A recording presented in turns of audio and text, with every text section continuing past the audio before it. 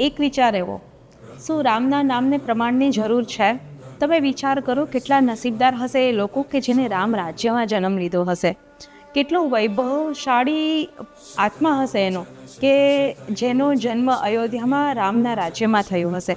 એટલી વૈભવશાળી એ વાનર સેના હશે જેને રામનું શરણું મળ્યું હશે.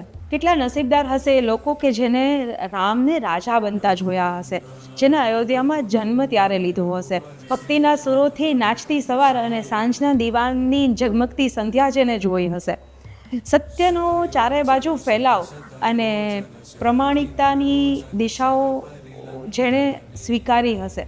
વિચારો કે રામને કયા પ્રમાણની જરૂર છે, રામના નામને કયા આધારની જરૂર છે. આ વિચારો જ એક ખોટો છે જે સનાતન ધર્મ ઉપર પ્રશ્ન છે. તમે શું કહો છો એ કમેન્ટમાં મને જરૂર કહેજો.